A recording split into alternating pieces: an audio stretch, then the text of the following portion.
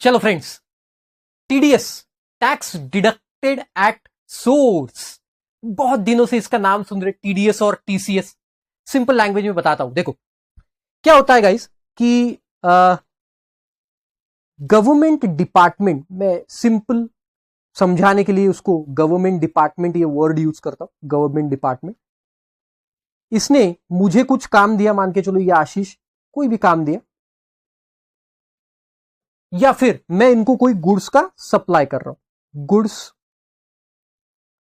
या सर्विसेज का सप्लाई कर रहा हूं, और ये गुड्स और सर्विसेज के सप्लाई की वैल्यू अगर 2,50,000 से ऊपर है ना, इफ इट एक्सीड्स 2,50,000 रुपीज, तो ये मान के चलो ये है 3 लाख रुपए, है ना, इसकी वैल्यू है 3 लाख, राइट। तो मैं बिल दूंगा इनको, किसको? गवर्नमेंट को। तो मैंने बिल कैसे बनाया गाइस? देखो, वैल्यू 3 लाख रुपए, राइट। फिर इसके ऊपर लेट से मैंने सीजीएसटी लगाया, एसजीएसटी लगाया, लेट से 30,000, ये सब एग्जाम्पल है। और मैंने इनको पेमेंट बिल दे दिया 3,60,000 रुपए का। ओके, अब ये लोग जब मुझे पेमेंट करेंगे, गवर्नमेंट वाला जब मुझे ये पेमेंट करेगा, तो ये पेमेंट करते समय क्यों, चूंकि मेरी सर्विसेज या गुड्स की वैल्यू 2.5 लाख रुपए से ज्यादा है, मतलब 3 लाख रुपए है, तो ये जब आप मुझे पेमेंट करेंगे तो ये वैल्यू के ऊपर, ध्यान से सुनना, ये वैल्यू के ऊपर, जीएसटी के ऊपर नहीं, ये वैल्यू के ऊपर मेरा टीडीएस इनको काटना पड़ेगा।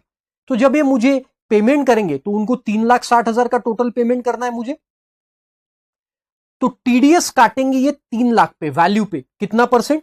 1% काटेंगे सीजीएसटी और 1% काटेंगे एसजीएसटी। मतलब 3,000 रुपए का सीजीएसटी काटेंगे और 3,000 रुपए का एसजीएसटी काटेंगे।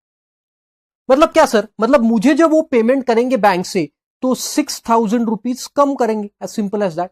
तो मुझे जो पेमेंट आएगा वो आएगा 3,54,000 का। अरे आप बात को समझ रहे हो? मुझे 3,54,000 का पेमेंट आएगा। सर ये 3,000 रुपए क्या करेंगे वो लोग? ये लोग क्या करेंगे? अपने पास रखेंगे, ये गवर्नमेंट ने जो काटा पेमेंट करते समय? नहीं गई, ये जो 3,000 रुपए जो इन्होंने काटे, ये गवर्नमेंट को, मतलब जीएसटी डिपार्टमेंट को भरना पड़ेगा, जीएसटी।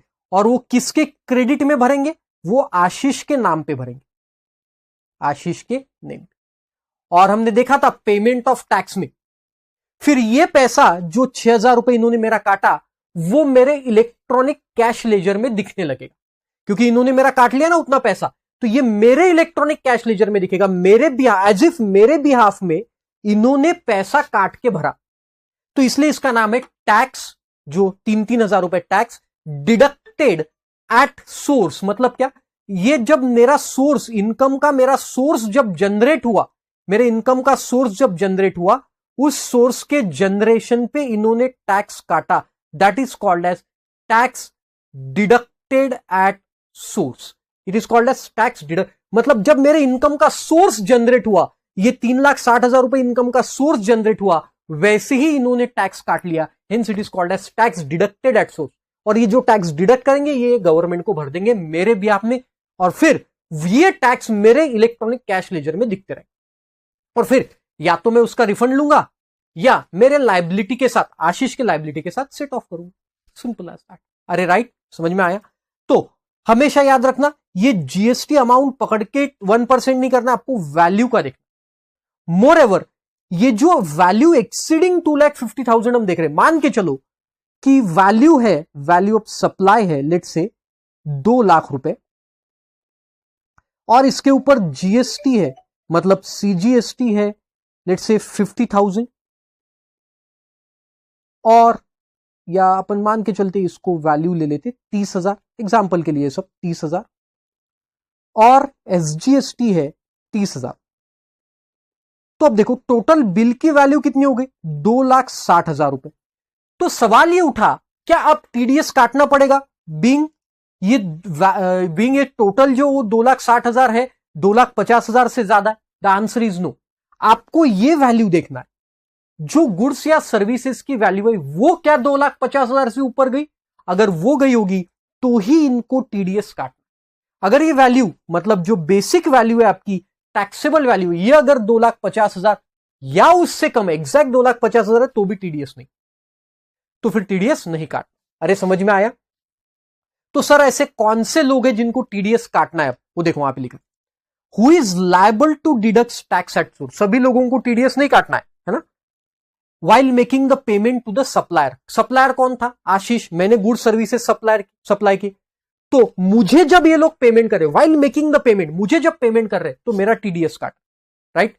मतलब मैं जब उनको गुड सर्विसेज सप्लाई किया, उन्होंने उसका पेमेंट किया, तब मुझे मेरा उन्होंने टीडीएस काटा। सर ऐसा हो सकता है कि उन्होंने आपको एडवांस में पेमेंट कर दिया पहले, तो एडवांस में अगर पेमेंट, गुड्स और सर्विसेज सप्लाई नहीं किया लेकिन एडवांस में पेमेंट किया और वैल्यू उसकी 2.5 लाख से ऊपर जाने वाली, तो फिर जब वो एडवांस पेमेंट करेगा ना तब भी टीडीएस काटना है, एडवांस के समय भी, राइट। तो हर पेमेंट हमेशा याद रखना, पेमेंट करते समय टीडीएस काटना है इफ द वैल्यू एक्सीड्स 2,50,000। तो देखो, द डिपार्टमेंट और एस्टैब्लिशमेंट ऑफ सेंट्रल और स्टेट गवर्नमेंट, कोई भी एस्टैब्लिशमेंट सेंट्रल गवर्नमेंट की या स्टेट गवर्नमेंट की, police department, income tax department, कोई भी डिपार्टमेंट जो किसका है, सेंट्रल और स्टेट गवर्नमेंट का।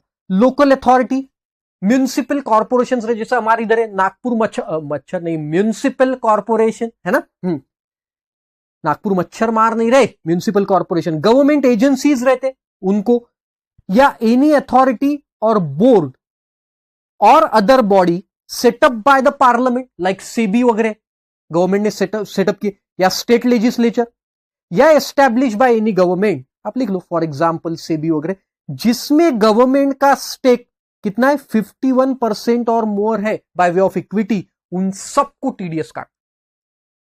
तो डिपार्टमेंट ऑफ सेंट्रल और state government, local authorities, governmental agency, ऐसी बॉडी या बोर्ड जिसमें गवर्नमेंट का स्टेक कितना है गाइस, 51% या उससे ज्यादा इक्विटी कंट्रोल से, या फिर सोसाइटीज एस्टैब्लिश्ड बाय सेंट्रल और स्टेट गवर्नमेंट और local authority under societies registration act, है ना, सोसाइटी रजिस्ट्रेशन एक्ट के थ्रू सोसाइटी बनाई, या पीएसयूज, पब्लिक सेक्टर अंडरटेकिंग्स। तो ये सब लोगों ने टीडीएस काटने की लायबिलिटी इन सब लोगों की, अगर ये पेमेंट जो वैल्यू ऑफ सप्लाई वो अगर 2.5 लाख रुपए, 2,50,000 से ऊपर गया। ओके, तो देखो, व्हेन टू डिडक्ट टीडीएस, कब काटना है and what is the rate, तो मैंने सब बता दिया आपको। देखो, TDS is required to be deducted on the payment made to supplier. यहां सप्लायर कौन था, मैंने आपको बताया, सप्लायर था Ashish, he is a supplier, और गवर्नमेंट था रेसिपिएंट। तो जब गवर्नमेंट, रेसिपिएंट गवर्नमेंट थे, जब ये गवर्नमेंट पेमेंट करेगा सप्लायर को, तब काटना है टीडीएस ऑन टैक्सेबल गुड्स और सर्विसेज। वर्ड अंडरलाइन करना, टैक्सेबल गुड्स और सर्विसेज। मतलब क्या, अगर मैं आशीष कोई एग्जेम्प्टेड गुड्स या सर्विसेज सप्लाई कर रहा हूं गवर्नमेंट को, जैसे मैंने सप्लाई क्या किया, exempted goods, eggs, milk supply किया जिसकी वैल्यू है 10 लाख रुपए, कोई टीडीएस काटने की जरूरत नहीं, कोई टीडीएस काटने की जरूरत नहीं है, क्योंकि मैं एग्जेम्प्टेड गुड्स सप्लाई कर रहा हूं। टैक्सेबल के ऊपर ही टीडीएस काटना है। If the total value excluding taxes, मैंने बताया था total value excluding taxes of such a supply under contract exceeds 2,50,000, और टीडीएस कितना काटना है, 1% सीजीएसटी, 1% यूटीजीएसटी या एसजीएसटी, और 2% है आईजीएसटी। आईजीएसटी मतलब इंटरस्टेट है तो 2% काट। TDS would even B deductible on the advance payment. अगर एडवांस पेमेंट कोई है गवर्नमेंट डिपार्टमेंट, बस इन लोगों को टीडीएस काटना है, इनके अलावा किसी को नहीं। तो नहीं तो आप कोई दुकान में गए और सामने वाले ने आपको कोई गुड्स बेचा, तो आप टीडीएस काटेंगे क्या उसका? नहीं, ऑफ कोर्स नॉट, राइट। इन्हीं लोगों को टीडीएस काटना। फिर कुछ इंपॉर्टेंट पॉइंट्स है, वो भी देख लेते। टीडीएस जो काटा गवर्नमेंट ने, है ना, ये गवर्नमेंट ने हमारा टीडीएस काट लिया, जो 3 लाख रुपए पे हमने देखा 6,000 रुपए सीजीएसटी एसजीएसटी। तो लेट्स से ये फरवरी मंथ का है, तो ये गवर्नमेंट को अब जमा करना पड़ेगा, मैंने बोला आपको, है ना, ये गवर्नमेंट जमा करेगी 6,000 रुपए आशीष की क्रेडिट। कब तक जमा करना है गाइस? ये जमा करना है नेक्स्ट मंथ के 10th डे तक, मतलब मार्च के 10 तारीख तक जमा करना है, राइट। तो देखो, TDS to be deposited by 10th of the next month, late payment attracts 18% interest per annum। अगर लेट किया, 10th तारीख के बाद किया, तो फिर इंटरेस्ट लगेगा। देन अब देखो, मेरे पास तो कुछ प्रूफ होना चाहिए ना कि इन्होंने ये जो टीडीएस काटा 6,000 रुपए का, इसका मेरे पास कुछ प्रूफ होना चाहिए। राइट। तो ये जब गवर्नमेंट डिपार्टमेंट, ध्यान से सुनना, ये गवर्नमेंट डिपार्टमेंट जब जीएसटी ये पे करेगा, 6,000 रुपए का टीडीएस जो काटा ये पे करेगा जीएसटी डिपार्टमेंट को, तो एक सर्टिफिकेट जनरेट होता है। और वो सर्टिफिकेट क्या रहेगा कि मेरा नाम रहेगा आशीष का टीडीएस हमने कितना काटा, 6,000 रुपए, 3,000 6,000 काटा। और ये सर्टिफिकेट अब गवर्नमेंट डिपार्टमेंट मुझे देगा और बोलेगा देखो आशीष हमने आपका टीडीएस भर दिया, ये उसका क्या है, सर्टिफिकेट है। तो वहां पे वही लिखा है देखो, within 5 days of crediting the amount deducted to the government, जो आपने डिडक्ट किया, TDS certificate shall be issued to the deductee. Deductee कौन है, आशीष। डिडक्टर कौन है, गवर्नमेंट। जिसने टीडीएस काटा वो डिडक्टर। तो मेरे पास तो कुछ प्रूफ होना चाहिए ना भाई।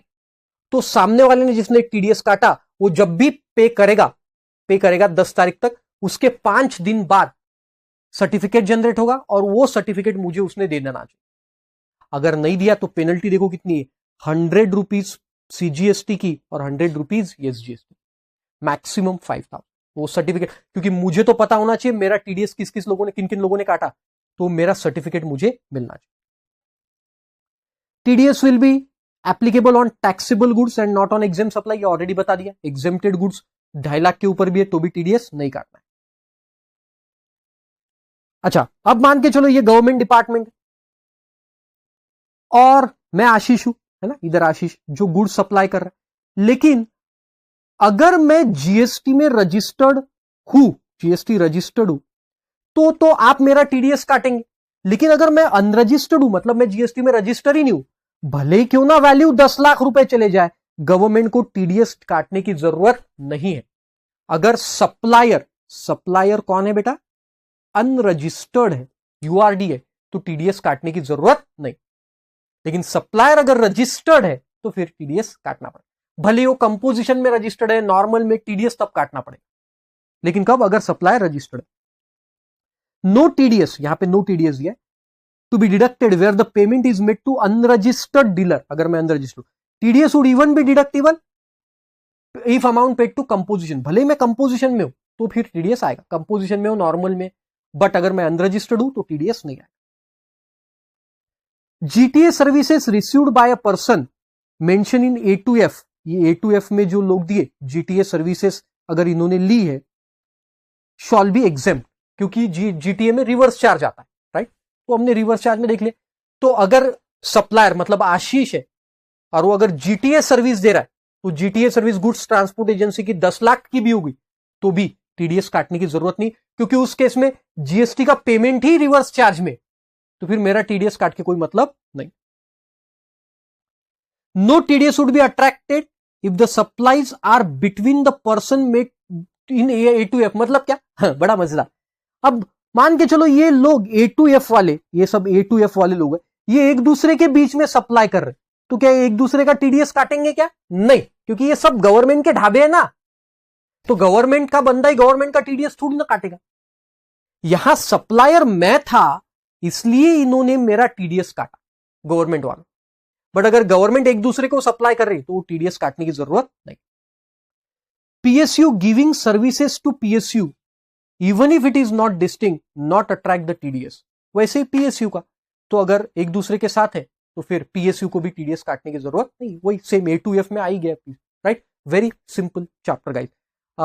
एक बार वापस आप गो थ्रू करो इसको। टीडीएस क्यों काटते, क्योंकि टीडीएस किसका काटते पहले मैं बता दूं, जो सप्लाई सर्विस करते उसका काटते। जैसे मैं सप्लायर हूं और मैं अगर रजिस्टर्ड हूं तो ही मेरा टीडीएस काटेंगे, अगर मैं रजिस्टर्ड नहीं हूं तो फिर टीडीएस नहीं आएगा।